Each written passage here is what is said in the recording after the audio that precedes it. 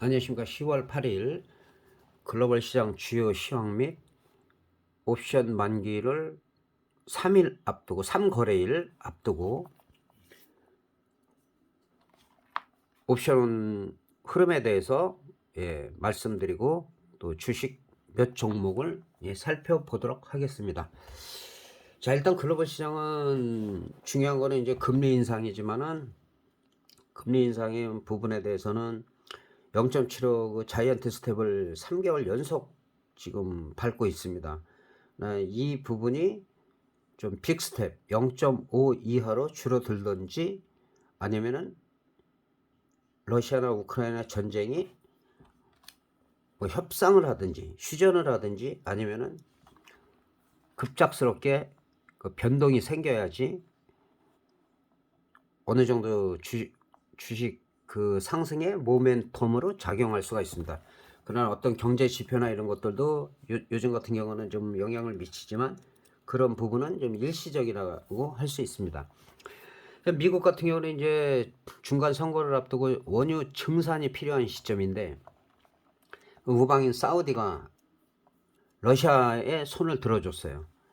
감산을 하기로 했기 때문에 이 부분은 유가 상승을 유발하고 그리고 결국에 가서는 긴축 기조를 강화하고 경제 침체가 지속될 수밖에 없다. 지금 그리고 유가가 어느 정도 안정이 됐는데 또 그 유가까지 올라가면 가뜩이나 인플레이션이 심한 상태에서 글로벌 시장에 좀 타격을 크게 줄 수가 있다는 거. 거기다가 경제 제재를 지금 미국이나 유럽에 하고 있지만 중국이나 인도 같은 경우는 또 천연가스 수입을 오히려 늘리고 있어요. 그래서 러시아의 숨통을 계속 터주고 있다. 그리고 사우디 같은 경우는 우방인 그 미국보다는 그 러시아와 동조하는 그래서 오히려 증산을 요구하는 바이든의 그 바람보다는 감산을 선택했다. 그래서 그런 부분이 좀 글로벌 시장에 이슈가 되고 있습니다. 그리고 미국 같은 경우는 지금 1984년 이후로 지금 국채 금리가 지속적으로 뭐 10주 연속 상승하고 있는데 시장이 불안정할 때는 오히려 국채가 계속 상승하죠. 상승하기 때문에 아직까지는 반등이 나오더라도 안심할 수가 없는 상황이다. 그렇게 볼 수가 있겠습니다. 그래서 어쨌든 간에 금리 인상이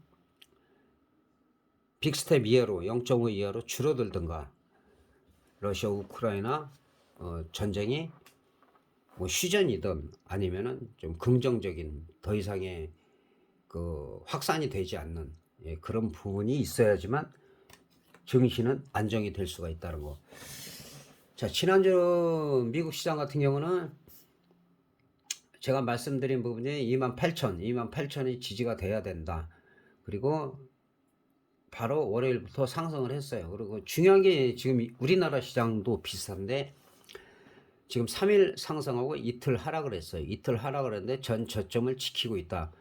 지금 만약에 28,715가 다음 주에 지켜지지 않는다라고 하면 이거는 침체가 더 오래될 수가 있다. 그러나 28,715가 만약에 지지가 되고 아니면 밑꼬리 달린 부분에서 양봉이 나와야 되는데 양봉이 나오고 이 지점을 돌파할 때 3만500 정도로 보면 되겠죠. 3만500 이상을 돌파했을 때 조금 안정적인 랠리가 나올 수가 있다. 그 전까지는 올라가더라도 횡보나 등락을 거듭할 수가 있는 상황이다. 그렇게 말씀드릴 수가 있겠습니다.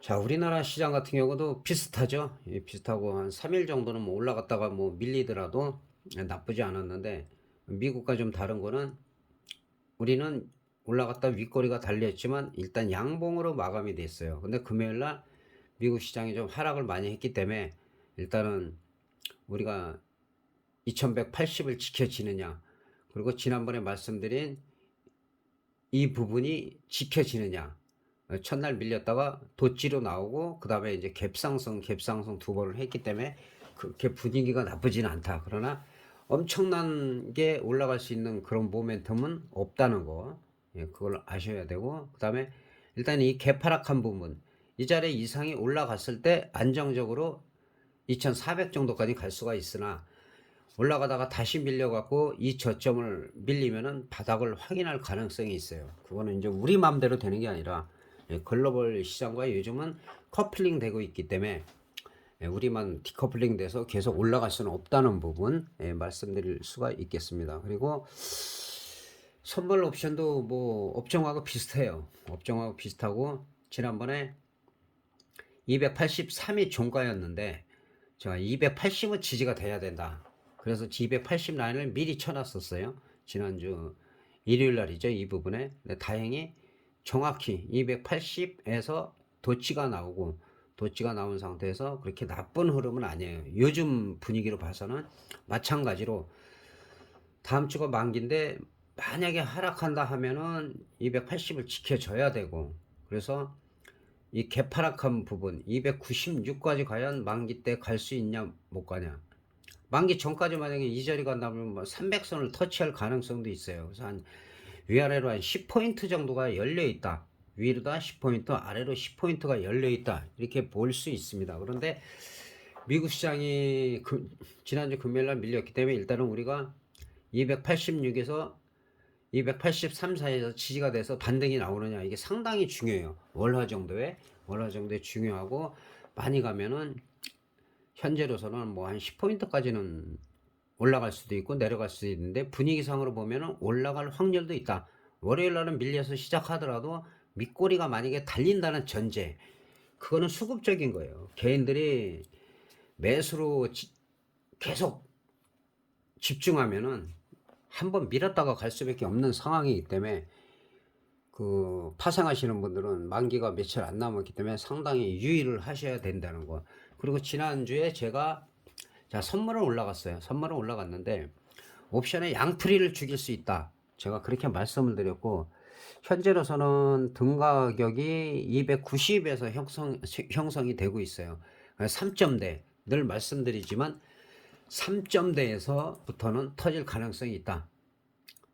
지금 파생하시는 분들이 점점 늘고 있기 때문에 자 지난주는 이 자리죠. 이 자리인데 결국은 올라갔다가 많이 하락을 했어요. 윗꼬리 달고 지속적인 원의 상승은 없었습니다. 그렇기 때문에 양풀이를 죽일 가능성이 크다라고 제가 말씀을 드렸고 자 푸드옵션 같은 경우는 거의 4000% 가까이 터졌다고 했죠. 그런데 어쨌든 양풀이를 죽일 것이다. 특히 풋 같은 경우는 크게 빠질 가능성이 있다. 예, 많이 빠졌죠. 예, 많이 빠졌습니다. 거의 한 75% 정도 예, 많이 되돌림을 했기 때문에 여기서 만약에 상승을 한다 그러면 한 200% 300% 많이 가면 400% 근데 그 이상 여기서 풋옵션에서 다음 주 월화수에서 월요일 날은 대체 공휴일이기 때문에 기간이 짧기 때문에 개파락하면서 양풀이를 죽일 가능성이 커요. 그리고 풋옵션이 상승하더라도 정고점을 돌파 못했을 때는 급격하게 하락할 수가 있다. 예, 그럼 어쨌든 양풀이가 죽일 가능성이 있다라고 말씀드릴게요. 특히 풋옵션이 더 많이 죽을 수 있다라고 제가 말씀드렸습니다. 그리고 현재 상황으로 보면 수급이 상당히 중요한데 수급적으로는 우리나라 시장 같은 경우는 금요일날 외국인들이 오래간만에 2,400억 매수로 끝났죠. 매수로 끝났고 근데 개인들이 들어왔어요. 이럴 경우에는 급격한 상승은 기대하기가 쉽지가 않아요.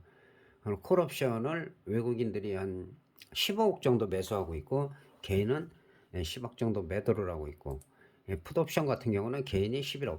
지난번에 제가 말씀드린 내용이 280억을 만기 때도 100억만 들어와도 많은데 280억을 풋옵션에 매수를 했다. 자, 3일 전이죠. 셋, 다섯. 이 부분이에요. 그래서 풋옵션은 더 많이 올라가기가 힘들다. 첫날만 좀 올라가다가 그냥 완전히 그냥 어떻게 보면 박살을 냈죠. 박살을. 그래서 제가 수급적으로 280억이 들어오는 거는 무리다. 개인들이 결국은 개인의 무덤이 돼버렸다. 너무 많이 빠졌죠. 그래서 항상 수급 상황을 관심 있게 가지셔야 되고, 만약에 5분 봉으로 제가 보면은 일단은 5분 봉으로 30분 봉으로 살펴보겠습니다. 지금 3.13이다. 만약에 월요일날 개파락해서 1.1을 지켜지느냐 안 지켜지느냐, 예, 상당히 중요해요. 290 등 가격입니다. 외 가격도 아니고. 만약에 1.20이 지켜진다면 일시적으로 반등이 좀 강하게 나올 수가 있어요. 반등이 나와서 3, 400% 정도는 갈 수가 있다. 그러나 일단은 다우지수가 크게 하락했기 때문에 그런 부분이 반영이 될 수밖에 없고, 그 다음에 풋옵션 같은 경우도 금요일 날에 종가가 2.36인데 여기를 이탈했다면 아직은 풋옵션이 아니다. 조금 더 지켜봐야 되는 상황이다. 그리고 풋옵션도 마찬가지로 0.8 정도가 밀리더라도 지켜지느냐 안 지키느냐, 이거는 월화 수까지 해당이 됩니다. 월화 수까지 해당이 되기 때문에 파상하시는 분들은 늘 말씀드리지만 큰 돈으로 크게 벌려고 하면 상당히 위험하다. 변동성 클 때는 작은 돈으로 크게 여러 번 먹으면 결국은 큰 돈이 되기 때문에 그런 식으로 접근을 하시길 바라겠습니다. 그리고 종목을 주식하시는 분들도 있기 때문에 종목을 몇 종목 살펴보도록 하겠습니다. 자, 이제 결국은 오만전자까지 왔어요. 오만전자에서 지금 횡보를 하고 있는데, 다행히 지난주보다는 제가 5만 원이 빠지면 어떠냐 제가 말씀드렸는데, 월요일부터 해갖고 갭 상승하고 지금 흐름은 나쁘지 않습니다. 그러니까 만약에 밀린더라도 이제 제일 중요한 거는 저점 자리예요. 저점 자리. 여기서처럼 저점 자리가 무너졌다. 그럼 더 많이 무너지는 것이고, 하락하더라도 월요일 정도는 밀릴 수가 있어요. 월요일 정도는 54,000이 지지가 되냐, 여기서는 1000단이에요. 53,000대가 지지가 되냐, 52,000이냐, 51,000대냐, 여기서 지지가 돼서 올라가는데 마찬가지로 지금 거의 비슷해요. 다우지수나 선물이나 업종이나 다 비슷해요. 넉넉하게 57,000원 이상을 갔을 때가 좀 한 6만원대까지 갈 수가 있다는 거. 예. 어쨌든 삼성전자는 대표주기 때문에 말씀드리고, 자, 한국전력도 제일 중요한 거는 제가 18,000원이라고 그랬죠. 아직 18,000원은 이 밑에 있는데 18,000원이 지지가 되느냐. 그리고 월요일 정도 올라갔다가 그 다음부터 나흘 동안 하락을 했어요. 하락을 했지만 일단은 저점을 지키고 있다는 것은 긍정적이다. 그러나 본격적인 상승을 하기 위해서는 여기 빨간색, 분홍색, 동그라미 친 자리 25,000원이라고 보면 될 것 같네요. 25,000원 이상을 돌파했을 때가, 그 다음에 22,000원, 여기서는 23,000원, 많이 가면 25,000원 이렇게 갈 수가 있지만, 여기서 좀 횡보를 하는데 지지부진하든지 18,000원 저점이 깨졌다라고 하면은 그때는 매수는 아닙니다. 매수는 절대 아니라는 거. 항상 저점이 깨졌을 때는 매수가 아니다.